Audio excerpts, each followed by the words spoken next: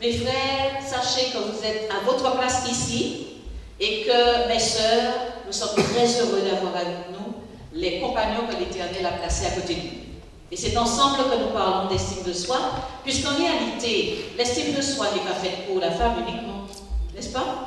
Il s'agit de quelque chose qui concerne tout le monde, homme comme femme, grand comme petit, et par conséquent, on en parlera ensemble. Est-ce qu'on est d'accord? Bien. Ok.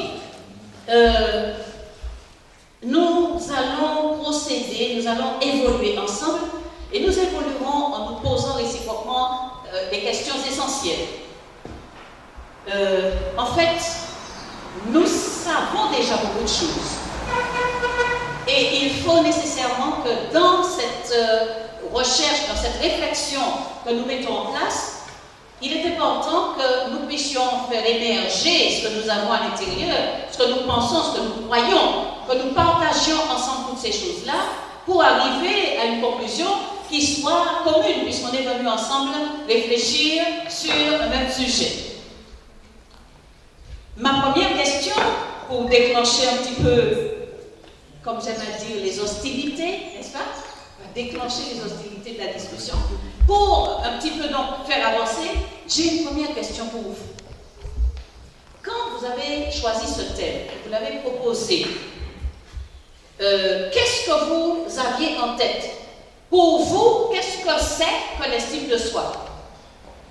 Qu'est-ce que vous pensez de ça et à quoi ça peut mener? En quoi est-ce important pour nous, en quelque sorte?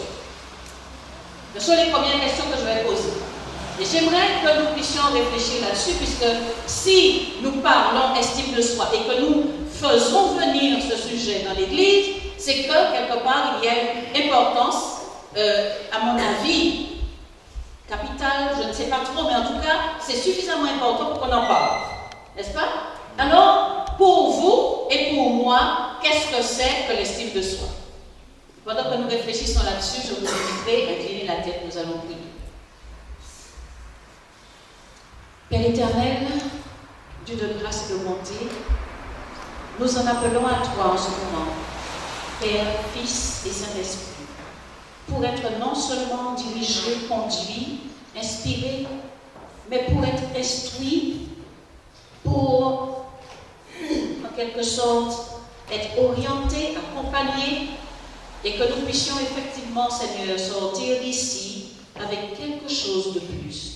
Quelque chose nous parlons de toi, quelque chose nous venons de toi, quelque chose qui nous permettra, Seigneur, d'être beaucoup plus à l'aise dans notre peau de chrétien, dans notre peau d'adventiste, quelque chose qui nous permettra, Seigneur, de continuer à vivre et d'être fiers de ce que nous sommes, continuer à être en joie et en paix par rapport à notre relation avec toi et par rapport à la perspective de l'éternité que tu nous accordes.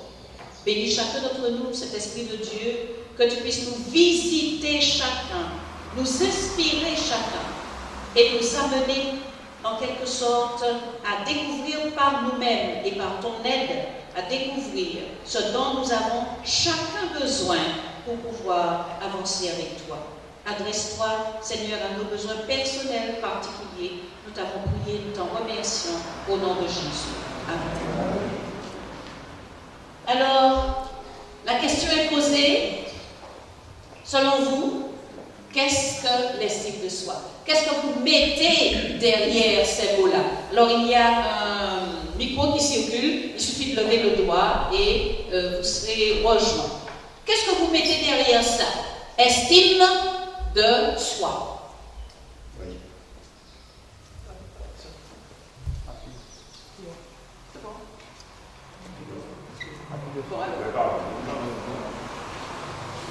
J'étais en train de penser.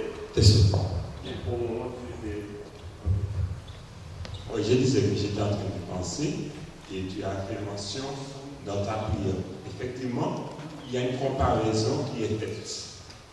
Il y a une comparaison par rapport à ce que nous vivons, ce que nous avons adopté, ce que nous touchons tous les jours, et cette comparaison, elle est faite.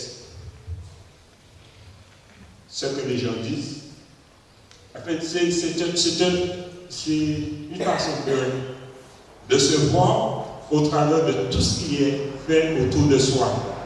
Ce qui est dit, ce qui est fait, que l'on a peut-être étudié, ce qu'on a peut-être fait aussi, et se concevoir dans ce tout-là. D'accord. Moi, je l'ai dit d'une manière globale. Oui, tout à fait.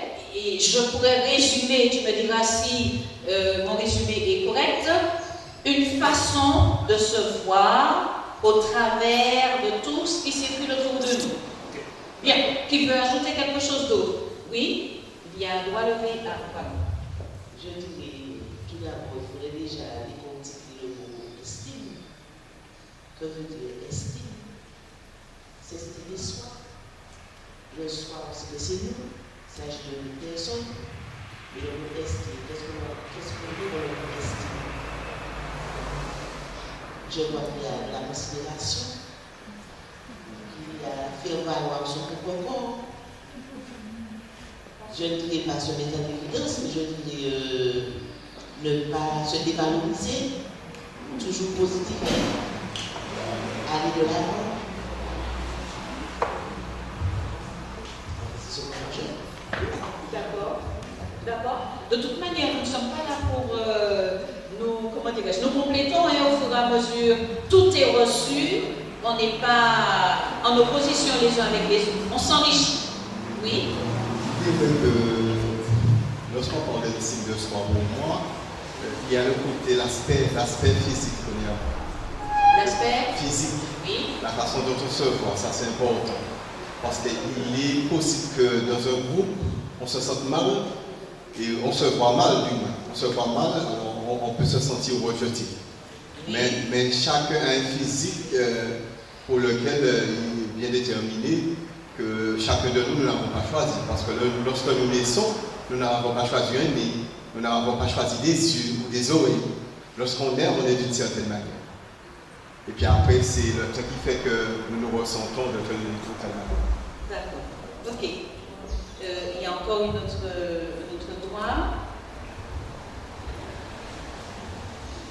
Alors pour moi, l'estime de soi, c'est la valeur qu'on a de soi-même. Mais aussi la façon que les autres aussi nous regardent. Et je pense que c'est quelque chose de très important. Et parce que quand on a une bonne estime de soi, cela nous permet de nous épanouir dans la vie, d'évoluer et d'avancer.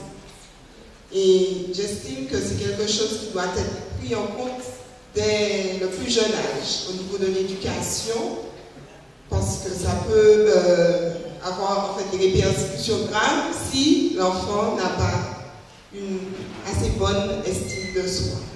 D'accord. Ok. Très bien. Il y a encore un droit ici. Nous prendrons encore d'autres droits et nous allons évoluer. Je poserai encore quelques questions en attendant que les vôtres arrivent. Je prendrai encore quelques questions. Je poserai encore quelques questions et nous allons essayer de mettre en place des éléments nous permettant d'évoluer par rapport au thème. Oui. L'estime de soi, c'est avoir confiance en soi-même. Oui. Et ne pas se montrer inférieur et se montrer sa personnalité. D'accord. Ok. Qui d'autre veut dire quelque chose? Ok. Alors, nous avons tous entendu les éléments. Allez-y. Vas-y.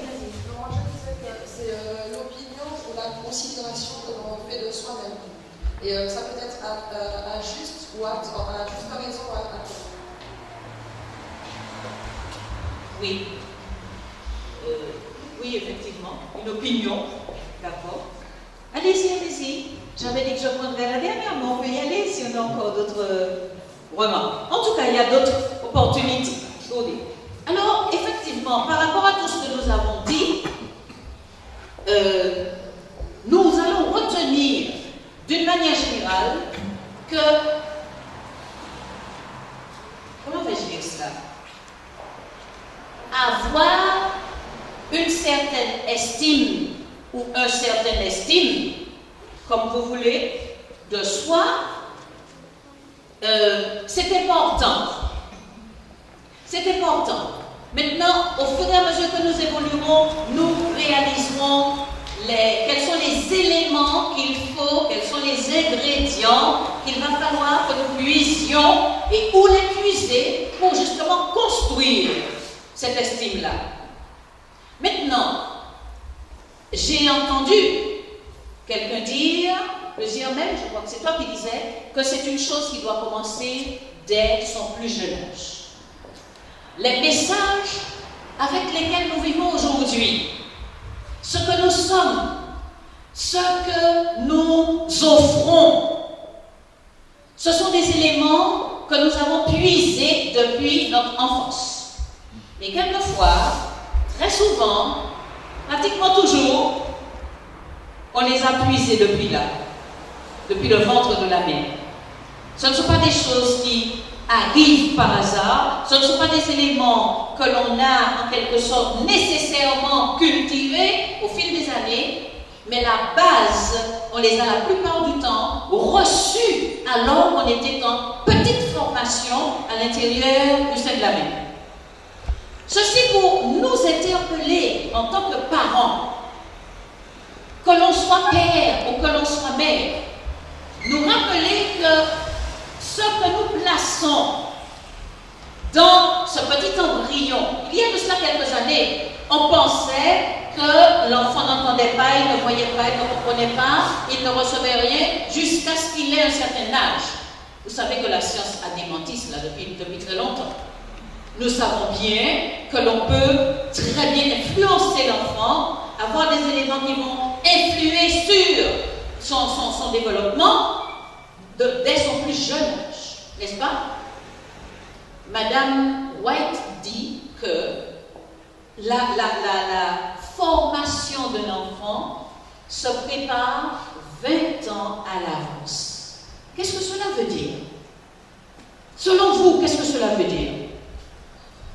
Cela veut dire que la mère, comme le faisaient les parents en Israël, ainsi que le père, devrait avoir à l'esprit le fait qu'à un moment donné, il voudra avoir des enfants. N'est-ce pas? Et se demander, qu'est-ce que je voudrais que mon enfant soit? Quels sont les éléments que j'aimerais voir progresser en lui? D'accord? Qu'est-ce que, chez cet enfant-là, j'aimerais trouver? Et si je veux trouver quelque chose d'agréable chez l'enfant, je fais quoi? Je vais le lui transmettre. Alors je fais quoi 20 ans avant? Je commence à me préparer. N'est-ce pas? Je commence à me préparer. Et quand elle le disait, Madame White, elle ne le disait pas de manière sans réflexion. C'est parce qu'elle savait que dans la famille juive, la famille hébraïque, puis la famille juive, les jeunes filles étaient préparées minutieusement, n'est-ce pas, sur des générations, imaginez, des milliers de générations, des centaines de générations, on préparait quoi? La venue de Jésus. La venue de Jésus ne s'est pas préparée le jour où Marie est née. Ça s'est préparé sur des générations en amont. N'est-ce pas? Toutes les jeunes filles se préparaient et on retrouve des traces de cette préparation-là depuis Abraham. Des traces. Mais nous savons aussi que depuis Adam, depuis Ève, Madame White nous le dit, que Ève pensait que son premier enfant, c'est-à-dire Caïn serait le Messie. Caïn serait le Messie. D'accord? Par conséquent, il y a quelque chose de très important à retenir dans cela, c'est qu'un enfant ne se prépare pas du jour au lendemain, ne se prépare pas le jour du mariage, ne se prépare pas quand on pense au mariage. Ça se prépare bien en amont et il est du devoir de chaque parent de penser à cela quand il élève son enfant. À défaut de pouvoir le faire pour soi-même, parce qu'effectivement, on ne peut pas préparer son enfance, n'est-ce pas? On ne prépare pas sa venue. On ne choisit pas ses parents. On ne choisit pas non plus le style d'éducation qui va être mis en place pour nous. On ne choisit pas tout cela. À défaut donc de pouvoir choisir cela et se préparer soi-même à ce niveau-là, eh bien nous avons la possibilité, nous avons comment va-t-on dire ça, le privilège de pouvoir préparer nos enfants. Cela que nous avons aujourd'hui, préparons-le. Il n'y a plus de Messie qui doit venir, n'est-ce pas? Mais il y a justement une vie, il y a un corps, un être qui doit se préparer pour que sa vie soit la plus agréable possible, n'est-ce pas? Et en rapport avec cette affaire d'estime de soi, il faut se dire que si nous voulons que notre enfant soit le plus épanoui possible, eh bien, il faut qu'en amont, nous puissions préparer nos enfants, les récupérer et les préparer, à défaut de pouvoir nous préparer nous-mêmes. Et je dirais à défaut, pourquoi à défaut? C'est-à-dire en plus de pouvoir nous préparer nous-mêmes. D'accord? Donc, je te fais un petit coucou. En plus de pouvoir le faire. Maintenant, nous avons compris que l'estime de soi a à voir avec des éléments qui sont d'ordre physique, n'est-ce pas? Mon physique va m'aider, va déterminer, va me pousser, va m'accompagner, m'orienter, m'influencer quant à mon estime de moi-même. Mais il y a aussi, sur le plan moral, sur le plan spirituel, sur le plan social et autres, il y a beaucoup d'autres éléments qui vont entrer en jeu dans l'estime de soi. Donc, c'est clair qu'on récupère, comment dirais-je, des éléments sur le plan physique, mais il faut aussi que nous réalisions que, en fait, ça s'adresse à l'être tout entier. Si, sur le plan mental, nous sommes déstabilisés, si sur le plan physique, nous avons quelque chose qui nous dessert, si sur le plan spirituel, je dis au niveau de l'esprit, sa façon de voir les choses, nous avons un déséquilibre quelque part, eh bien, forcément, au niveau de l'estime de soi, il y aura aussi des défaillances, il y aura aussi des carences, il y aura aussi des déséquilibres. Mais je bénis Dieu de ce qu'à aucun moment nous ne pouvons considérer le manque d'estime de soi aujourd'hui comme quelque chose de définitivement raté. Est-ce que j'ai bien été entendu? Si aujourd'hui je pense que je suis une de rien, comme elle m'a dit ma belle-mère, elle appelle les gens, par exemple, son fils, où ça en de rien. Je n'ai jamais entendu cette expression en tout cas, en de rien. Si aujourd'hui je pense ça, si aujourd'hui je crois que je ne peux pas y arriver, laissez-moi vous rappeler un texte célèbre de la Bible qui sort directement de la bouche de Jésus, où il disait à Dieu, tout est possible. Il n'y a rien que Dieu puisse faire pour nous aujourd'hui. Maintenant, c'est vrai qu'on le pense, on le dit, et on a tendance à vouloir croire qu'on est trop vieux pour. On a passé l'âge de. C'est trop tard pour nous. Mais laissez-moi vous rassurer en vous disant que rien, mais strictement rien n'est impossible à Dieu. Est-ce que vous y croyez? Rien n'est impossible à Dieu. C'est-à-dire que Dieu nous prendra à la veille de notre mort, alors que nous avons 120 ans et que nous partons pour l'éternité, soit d'un côté ou de l'autre, le Seigneur a la capacité de nous récupérer et de faire de nous un citoyen du royaume. Amen. En l'espace de quelques minutes. N'est-ce pas? Et par conséquent, ne désespérons pas et disons-nous qu'il n'y a pas de barrière, il n'y a pas de limite. Et aujourd'hui, nous sommes prêts à nous y intéresser. La seule chose qui peut faire foirer un processus de transformation, la seule chose qui peut nous empêcher aujourd'hui d'y arriver, c'est si nous croyons et si nous avons décidé de ne pas tenter. Si nous décidons de ne pas y arriver, c'est clair qu'on n'y arrivera pas. Si on a décidé de ne pas tenter, de ne pas essayer, c'est clair qu'on n'y arrivera pas non plus. D'accord? Par conséquent, nous allons au fur et à mesure voir qu'est-ce que nous pouvons faire pour arriver à cette estime de soi. J'ai envie de poser une question à l'Assemblée. J'aurais souhaité que vous puissiez répondre par la main levée, mais en même temps, je n'ai pas envie de gêner qui que ce soit. Mais il est clair que plus nous sommes lucides par rapport à ce que nous vivons, mieux nous sommes disposés à essayer de changer. Si je ne sais pas que j'ai un cancer qui évolue au-dedans de moi, est-ce que je vais aller voir le médecin, essayer de voir s'il y a quelque chose qui ne va pas? Je ne suis pas intéressée, n'est-ce pas? Je ne suis pas intéressée parce qu'il n'y a rien qui me fait mal. Je ne suis pas dérangée. Mais si je sais que j'ai un cancer, à ce moment-là, je suis même disposée à faire la chimio, même disposée à passer par tout ce que vous voulez comme méthode. Voyez? Tout ce que vous voulez comme thérapie, parce que je sais. Nous devons d'abord prendre conscience du fait que nous avons un problème d'estime de soi. Ma question est donc la suivante. Levez le doigt dans votre tête.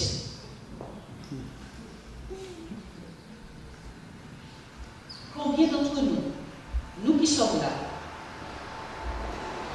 est-ce que nous pensons que nous avons un problème d'estime de soi? Je vois les doigts. Je plaisante, mais il est important que je puisse me dire en moi-même, oui, j'ai un problème d'estime de moi-même. Deuxième chose, avez-vous répondu à la question que je viens de poser dans votre tête? Vous avez tous répondu? D'accord. Maintenant que vous avez répondu à cette première question, la deuxième est la suivante. Où se trouve le problème? À quel niveau se situe le problème? Est-ce que je manque d'estime de moi-même parce que quand je me regarde dans le miroir, je vois que je ne suis pas jolie? Est-ce que c'est là que ça se situe? Parce que je pense que je ne suis pas jolie. Et puis on me l'a tellement dit quand j'étais gamine, comment singe, comment macaque, comment tout le lait, ou difforme, des gens mous, gens cochis, etc. Est-ce à ce niveau-là que je me trouve en difficulté? Bien. Où se situe le problème? Est-ce sur le plan intellectuel? Est-ce parce que je n'ai pas un cerveau? Je pense que je n'ai pas un cerveau qui fonctionne correctement. Parce que j'ai des difficultés à m'exprimer. Parce que, quelque part, je ne sais pas bien parler le français et puis, mon cavalier est roche. Est-ce à ce niveau-là que je me sens embarrassée? J'ai un problème. Et donc, je suis embêtée et je ne prendrai pas la parole facilement. Je ne dirai pas les choses. Même si j'ai une bonne capacité de réflexion, mais je ne peux pas coller deux mots français pour pouvoir transmettre aux autres. Est-ce là que se situe le problème? Est-ce que le problème se trouve dans mon incapacité à rester dans une relation de manière stable? Où se trouve le problème de l'estime de soi chez moi? Identifions-le, mettons le doigt dessus.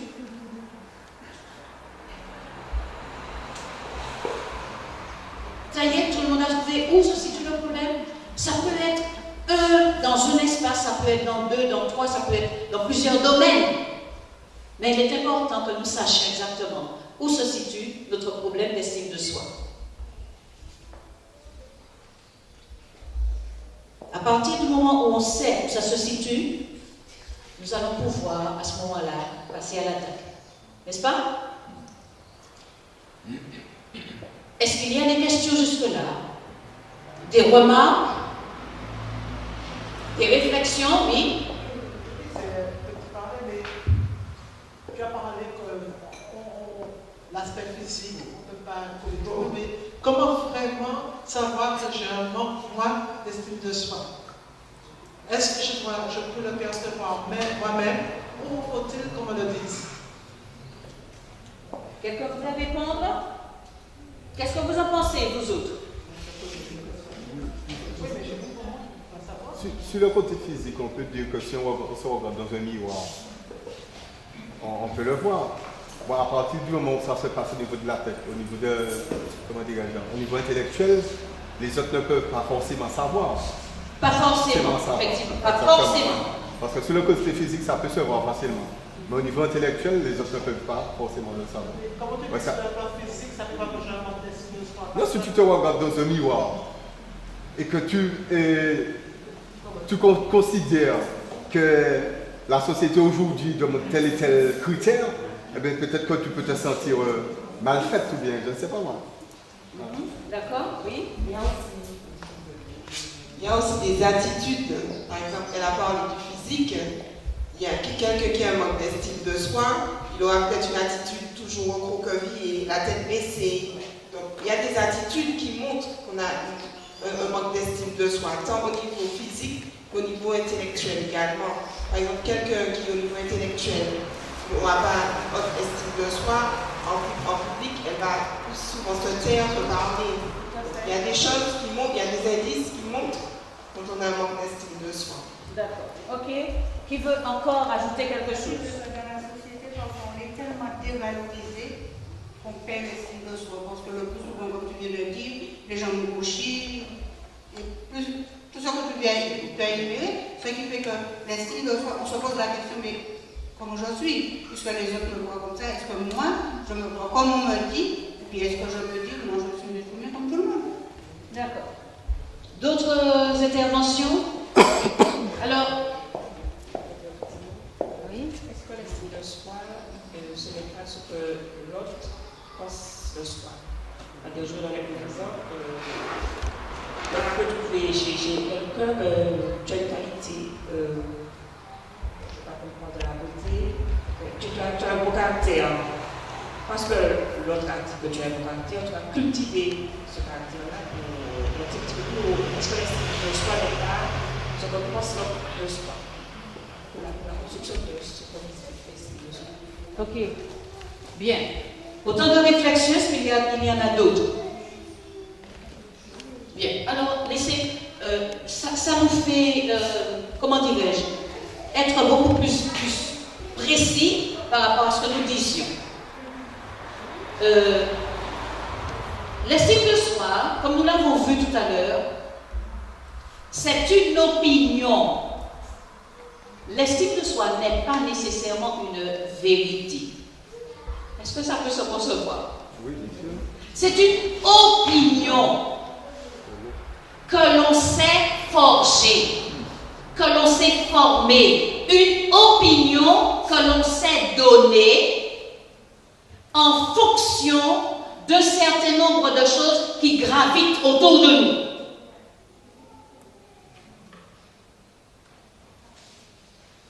L'estime de soi, c'est un élément qui se construit à partir de ce que je récupère de mon entourage. Mais il nous faut savoir que l'entourage n'a pas forcément raison. N'est-ce pas? Et par conséquent, quand je forge cette opinion à partir de ce que les autres diront, ce que les autres me renvoient, de ce que les autres penseront, de la manière dont ils me traitent, etc., quand je construis mon estime de soi à partir de là, je ne suis pas forcément dans la vérité. Est-ce que nous comprenons cela? Bien. Alors, pour aller un peu plus loin par rapport à cela, parce que j'aimerais savoir combien de temps j'ai, parce que nous n'allons pas parler de l'estime de soi, finir le sujet en 1 heure de temps, donc on doit aller assez vite. apporter les éléments essentiels et arriver à une conclusion. Alors, j'ai droit à combien de temps? Jusqu'à 17h. Bon, ok. Alors, allons-y. C'est pas grave. On va essayer d'avancer. Frères et sœurs, depuis quand parle-t-on d'estime de soi?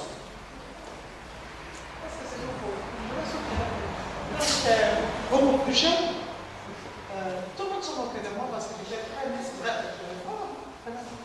Et c'était un mépris. Un mépris à la rue, grand, vélo, tous les trucs clairs qu'on disait pour quelqu'un, en girafe. Donc, et moi, je me suis dit, ah, si je fais quelque chose mal pour me faire redresser un petit peu. Mais maintenant, qu'est-ce qu'on recherche? Peut-être avant, les gens, pour eux, c'était un handicap. Par exemple, quelqu'un qui avait un petit handicap, pour eux, c'était quelque chose. Maintenant, avant, les filles qui avaient le procès, donc on disait ma vie, sont comme ça parce qu'on les embêtait. Maintenant, c'est mis en valeur. Donc, c'est pourquoi, est-ce que c'est pas des hommes qui, pour nous, qui nous influencent? Oui, ils vont dire des gens qui nous influencent. Mais est-ce que moi, ça m'a fait? C'est ça. Voilà. Ok. Alors, on avance. Je rappelle que l'estime de soi se construit à partir d'une opinion. D'accord? L'estime de soi ne vient pas d'une vérité. Parce que Ghislaine vient de dire qu'elle avait envie de... C'est que quelque part, ce qu'on lui disait l'atteignait. D'accord? Ça l'atteignait au point où elle souhaitait être transformée, pouvoir changer les donnes. Mais la réalité, c'est quoi? Est-ce qu'elle était vraiment balao? Elle était vraiment... Alors, au siècle dernier, on ne pourrait pas, c'était pas valable, mais aujourd'hui, on a l'impression que c'est ce que tout le monde recherche. Est-ce que vous voyez un petit peu la raison pour laquelle je dis que ce n'est pas une vérité, ce n'est pas quelque chose d'absolu, n'est-ce pas? Ce n'est pas absolu. Aujourd'hui, on va fonctionner avec quelque chose qui plaît à tout le monde et il faut être comme tout le monde, faire comme tout le monde, être en quelque sorte dans le vent, le courant. Et puis, pour peu qu'on change de siècle, comme on a fait là, on a changé et bien voilà que les valeurs changent, la vérité est différente et il va falloir qu'elle, ce qu'elle ne pouvait pas accepter, qui a créé chez elle le handicap, eh bien cette affaire-là, aujourd'hui, eh bien, a l'air de... Mais elle, dans tout ça, ce qui s'est passé dans la vie passée, où elle a été quelque part chiffonnée par tout cela, qu'est-ce qu'elle en a fait, qu'est-ce qu'on peut en faire, et aujourd'hui, où en est-elle par rapport à ça? Est-ce que vous comprenez un petit peu ce qui est en train de se jouer? Ok? Bien, oui. Est-ce que ça peut être dans l'autre sens? C'est-à-dire qu'on vous dise depuis petit, t'es jolie, t'es intelligent, t'es beau, Est-ce que ça peut être dans ce sens-là aussi? Alors, ça peut être dans ce sens. C'est-à-dire l'estime de... Voilà, parce que tu as dit que c'est une opinion, ça se construit à partir d'une opinion, de la vie des autres. Est-ce que c'est toujours dans le négatif? Oui, alors évidemment, nous sommes partis dans le négatif pour arriver au positif. D'accord? On est en train de déblayer un petit peu le chemin là, pour arriver au positif. Quand tu parles de ce sujet-là, du point de vue d'où tu parles, eh bien, il y a aussi une possibilité de dérive là-dedans. Donc, on va en parler tout à l'heure. Alors,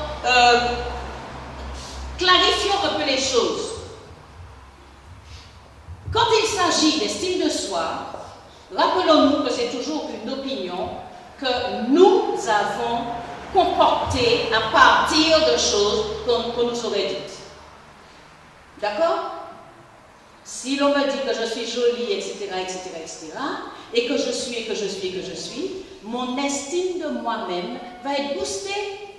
Est-ce qu'on est d'accord? D'accord? Si on me dit des choses qui sont positives, mon estime de moi-même va être boostée. Ok? Si tout est positif autour de moi, eh bien, mon estime de moi-même va être boostée et elle ne sera pas mise en mal. Par contre, si les choses qui tournent autour de moi sont négatives, à ce moment-là, eh bien, mon estime de soi va être mise à mal. J'aurai des difficultés à évoluer avec cela. Pourquoi? Parce que ce que dit l'autre, ce que pense l'autre, l'image que l'autre me renvoie, je vais récupérer cela si je n'ai pas de parents, si je n'ai personne autour de moi pour pouvoir corriger ces tirs-là. Eh bien, c'est clair que je vais les recevoir et ça va construire une idée de moi-même qui est, je dirais, faussée, parce que ce que les autres pensent de moi n'est pas forcément ce qui est vrai, ce qui est juste. Est-ce qu'on est d'accord? Bien, maintenant, cette estime de moi-même, cette idée qu'on me renvoie, il faut que je me dise une chose, claire, nette et précise. Il faut que je me pose des questions. Un jour, un enfant vient, il pleure, il s'est déjà battu au moins 14 fois avec les gens parce qu'on le traite d'un certain nom. Et ça le fait pleurer, ça le fait être dans tous ses états et il va se bagarrer. Jusqu'à ce qu'on me l'amène. Et oui, pourquoi tu te bats? Parce qu'on dit qu'on est chez un Makoumé. Alors, la question que je lui ai posée, qui est-ce qui dit que tu es? Et là, ils disent que je suis un Makoumé. Est-ce que tu es un Makoumé? Non, je ne suis pas un Makoumé. Alors, je lui dis, tu pleures pour quelque chose qui n'est pas vrai. C'est-à-dire que l'enfant doit prendre conscience du fait que ce qu'on lui envoie comme message n'est pas forcément la vérité. Il doit être confronté avec la vérité. Est-ce que tu es Makoumé? Non, je ne suis pas un Makoumé. Est-ce que tu es ceci? Non, je ne suis pas cela. Est-ce que non, je ne le suis pas. Alors, pourquoi tu pleures? Parce qu'on dit une chose qui n'est pas vraie. Alors, si ce n'est pas vrai, ne récupère pas. Laisse passer. Non, j'en conviens. Mais, pourquoi dis-tu que ce n'est pas si évident? Parce que quand on a grandi et qu'on a toujours récupéré à un moment donné, évidemment, ça ne devient pas évident. Mais si je prends cette petite, je prends ce jeune homme, etc., et je les prends suffisamment jeunes et que je les interpelle, parce que quelques semaines plus tard, le même, il revient, et je le vois là aujourd'hui, eh bien, il est en plein dans son truc, comment dirais-je, il est revenu une semaine à peu près plus tard, en souriant, en riant.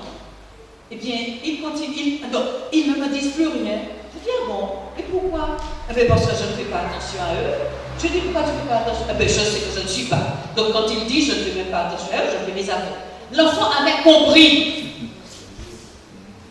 Il avait compris qu'on ne peut pas rentrer dans n'importe quoi par rapport à ce que l'on nous dit. N'est-ce pas?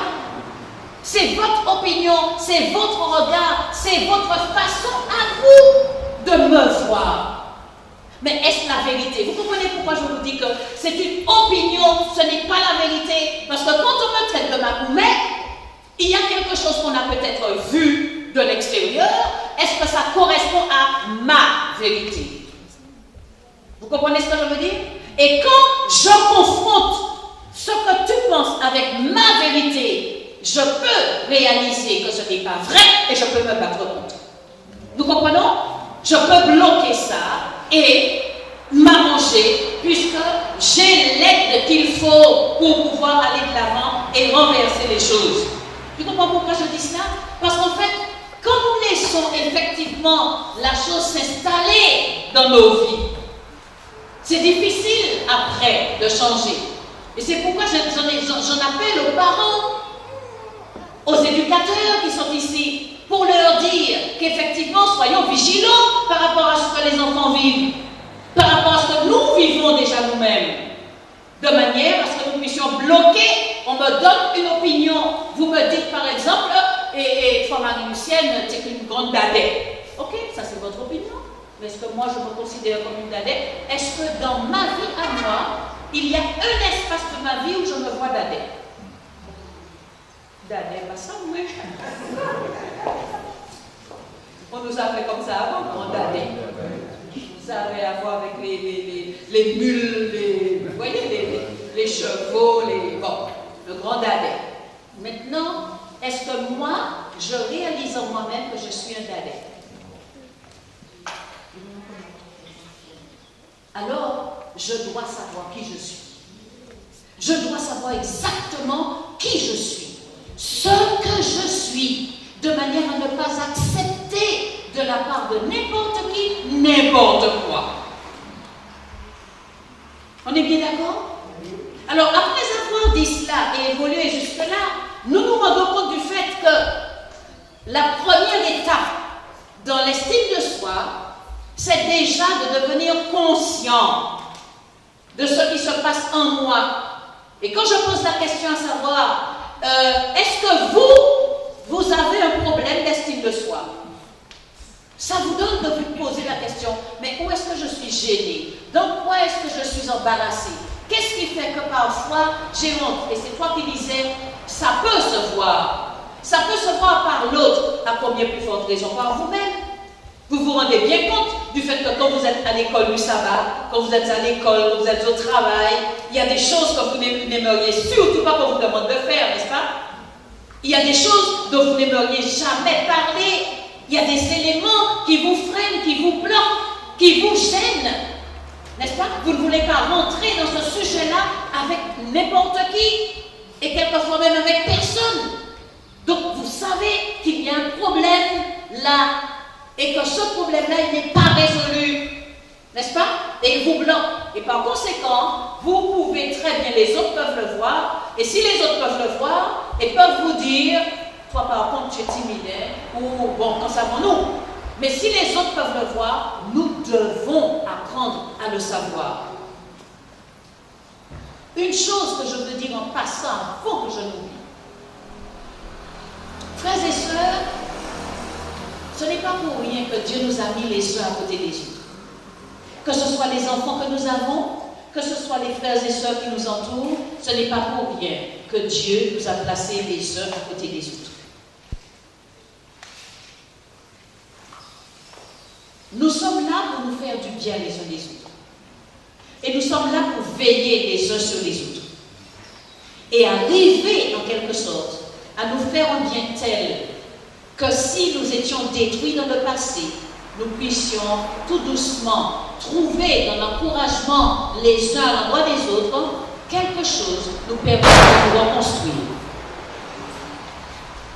Vous savez, c'est facile pour nous de nous détruire les uns les autres. Très facile. Et c'est beaucoup plus facile. Ou du moins, je vous pose la question et répondez-moi. Qu'est-ce qui est plus facile à faire? Aller vers cette sœur-là et lui dire tout ce que nous avons vu qu'elle a fait qui est mal sur la chair, en haut de la chair, les choses que nous n'avons pas appréciées, pas forcément le lui dire à elle, mais aller le dire à Ghislaine, aller le dire à... Ou bien, qu'est-ce qui est plus facile? Venir vers la sœur et lui dire, ma sœur, fiche que j'apprécie quand tu fais l'école du sabbat. Chaque fois que tu fais l'école du sabbat, il y a une phrase que tu prononces à chaque fois qui me va droit au cœur. Tu me fais tellement de bien, ma sœur, quand tu fais l'école du sabbat. Ou encore quand tu fais l'accueil là, et que tu me vois arriver, tu me souris. Je pars de chez moi parfois avec des bobos tellement graves. Mais quand j'arrive là et que je te vois, tu embellis ma vie. Qu'est-ce qui est plus facile à faire? La critique. C'est vrai? Aller dans le dos de l'autre et puis dire tout ce qui ne va pas. N'est-ce pas? On est gêné, on est embarrassé. Alors évidemment, je vois une sœur qui se fout la tête, ça dépend de l'éducation qu'on a reçue. Mais d'une manière générale, c'est ce qu'on fait le plus facilement. Pouvoir aller voir l'autre et lui dire, tu as aimé l'école du sabbat ce matin? C'est atténué, hein? Ouais. Comment dire? Tu n'as pas fini à être d'autres pour. C'est plus facile.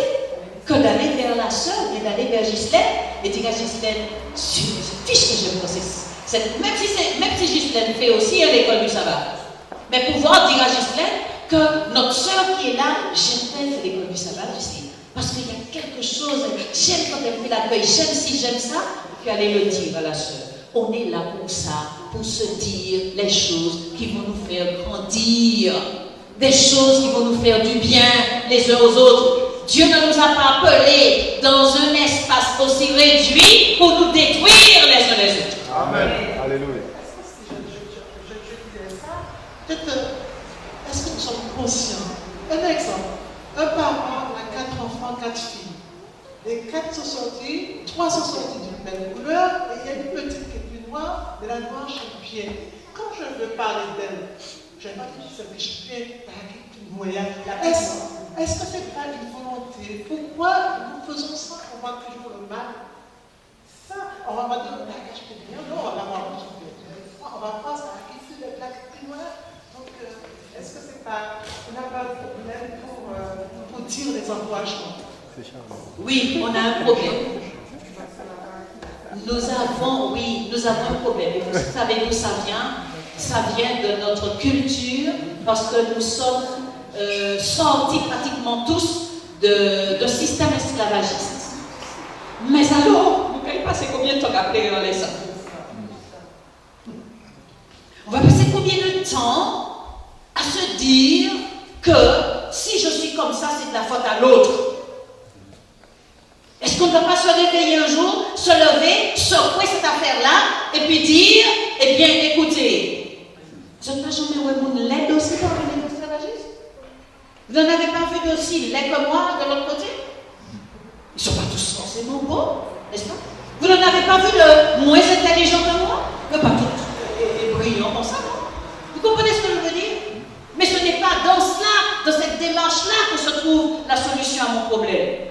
Ils ont beau être laids, ils ont beau être tout ce qu'ils veulent, mon problème va demeurer tant que je n'aurai pas travaillé cela avec l'aide de Dieu sur moi-même. D'accord? Par conséquent, c'est vrai, nous avons le problème. Mais comme je disais au départ, Ghislaine, la chose la plus importante et le premier pas à franchir, c'est de réaliser que j'ai le problème. Quand j'ai réalisé que j'ai ce problème-là, j'ai une mauvaise langue qui aime à critiquer. Je n'aime pas voir les gens qui en sont de ma couleur. Pour l'état là, ça t'a dérangé. Un petit wayayaï, ça passe. Mais celui-là, ça ne passe pas. Donc, quand je réalise que j'ai ce problème-là, j'en prends d'abord conscience, puisque ce n'est pas si compliqué que ça. Je mets mes sur le parenthèse, je demande à Dieu de me révéler ce qui va pas, et il le fait. D'accord? Mais même sans aller jusque-là, je sais qu'il y a des gens avec lesquels ça passe bien, n'est-ce pas? Et je sais pourquoi ça passe. Des gens avec lesquels ça ne passe pas, et je sais pourquoi ça ne passe pas. Est-ce que nous sommes d'accord?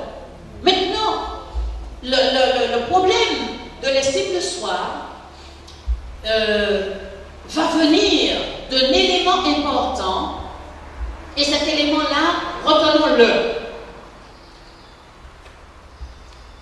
Non seulement c'est une opinion, ça veut dire que ce n'est pas la vérité, ça aussi c'est le deuxième élément qu'il faut retenir.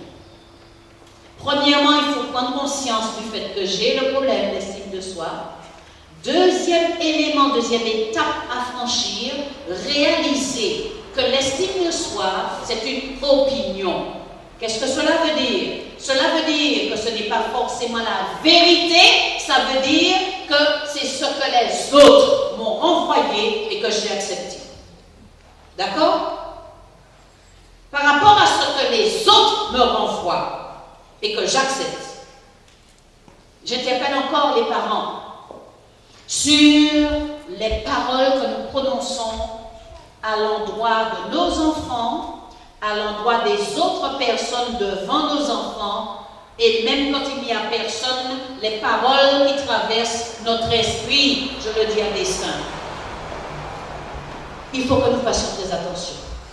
Parce que nous ne sommes pas obligés de dire du mal de la sœur, comment dirais-je, avec un autre adulte, pardon, c'est pas ça que je veux dire. Nous disons du mal avec un autre adulte, devant les enfants, ils vont récupérer cela. Et ils en feront quelque chose qui va nous déplaire énormément quand on va s'en rendre compte.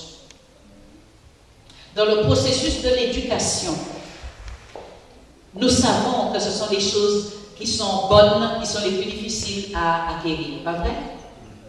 Mais quand nous faisons ce genre de choses-là, c'est-à-dire que nous nous attaquons les uns les autres face aux enfants, nous les éduquons à l'attaque, aux petits comme eux, et à l'attaque des grands, à l'attaque des jeunes, à l'attaque des grands, quand ils deviendront grands.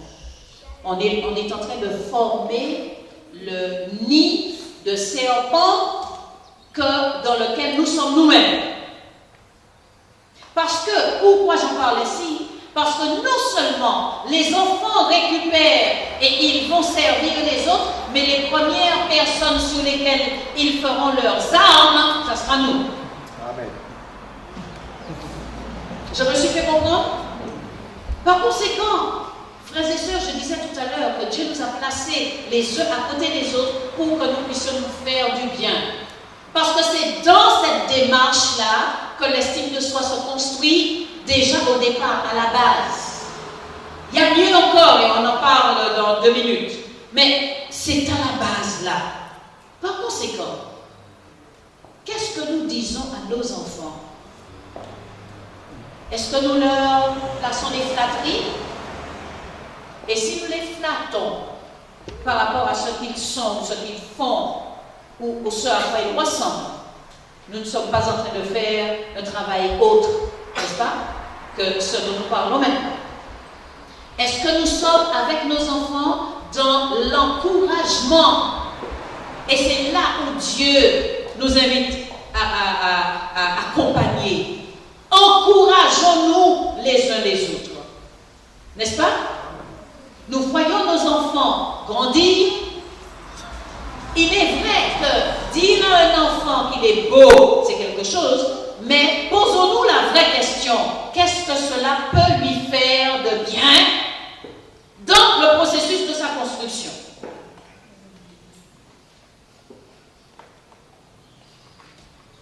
Quelqu'un veut me répondre? Qu'on passe du temps à dire à l'enfant, tu es beau, tu es le plus beau, tu es plus beau que celui-ci, tu es plus beau que celui-là, ou encore tu es beau, tu es beau, tu es beau. C'est un petit peu pour apprendre. Un exemple. Tu es beau. C'est du narcissisme que l'on construit chez l'enfant. D'accord? C'est du narcissisme que l'on construit chez l'enfant. Et en plus de cela, on est en train de lui faire rater une chose importante. Nous sommes tous beau en Jésus-Christ. Donc si on lui dit qu'il est beau, c'est en Jésus qu'on doit lui dire qu'il est beau. N'est-ce pas? C'est en Jésus qu'on est beau. Parce que je connais de sacrés beaux criminels, de sacrées belles personnes qui font un travail que nous connaissons. Elles sont belles, ces dames. N'est-ce pas? Ces messieurs qui trompent toutes les femmes là, tout le long de la route, n'est-ce pas? Ils sont beaux, ces messieurs, pas vrai? Les tombeurs, c'est pas beau? Ils sont beaux. Mais est-ce que, par rapport à ceux qu'ils sont, on peut dire qu'ils sont beaux? On est beau en Jésus-Christ seulement. Amen. D'accord? Donc, faisons le choix de ce que nous disons à nos enfants. Réfléchissons bien. Et la question suivante que je vais poser, l'estime de soi que l'on veut construire chez l'enfant, on veut le construire avec quel objectif?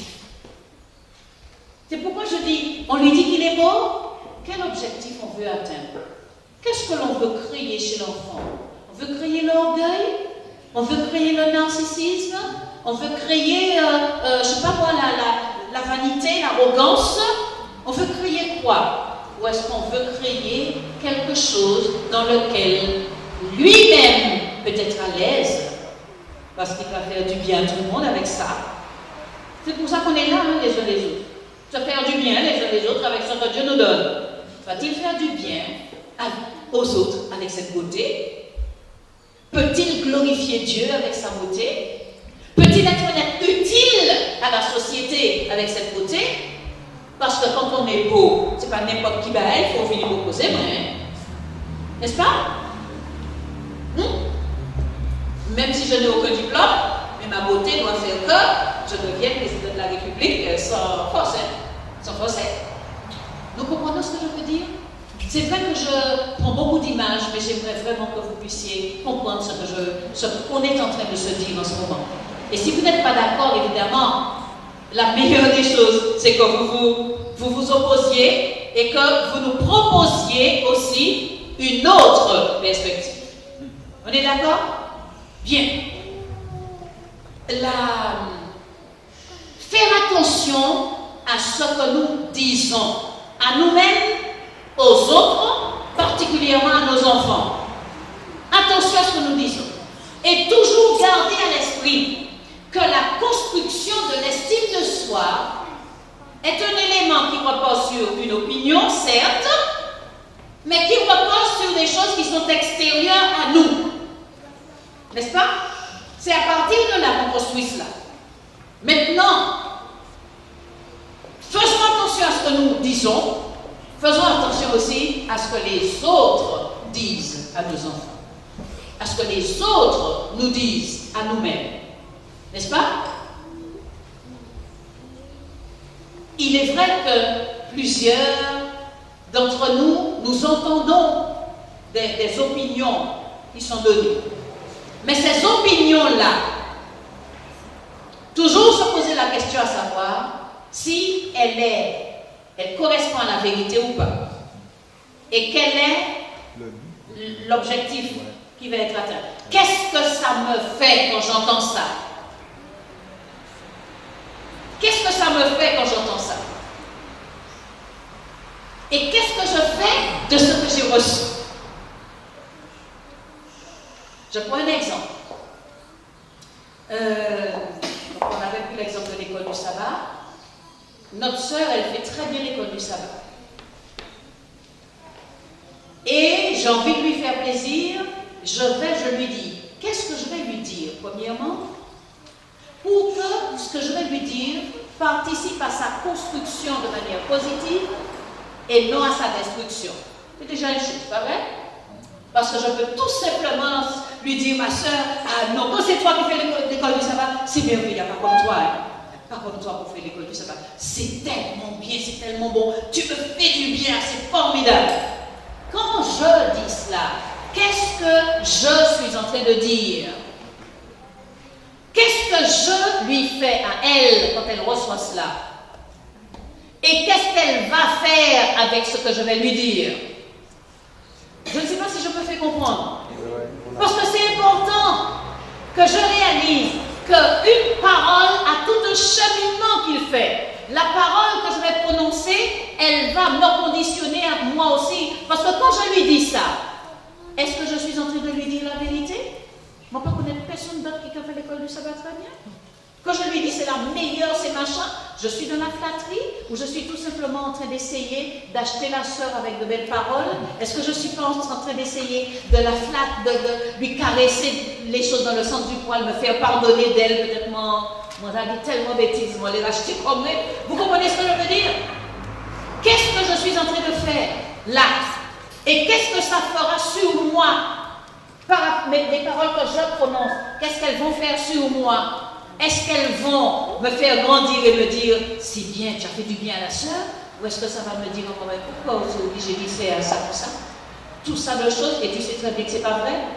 Vous comprenez? Qu'est-ce que ça va faire sur elle quand elle entend mes paroles? Qu'est-ce que ça va provoquer sur elle? Est-ce que ça va la pousser à glorifier Dieu? Est-ce que ça va la pousser à mieux faire, à continuer à bien faire? Ou est-ce que ça va la pousser à se croire, il n'y a pas avant elle, il n'y a pas après elle, et puis il y a qu'elle. Est-ce que ça ne va pas la pousser à vouloir toujours se faire voir et puis toujours vouloir épater la galerie, sans pour autant rechercher l'édification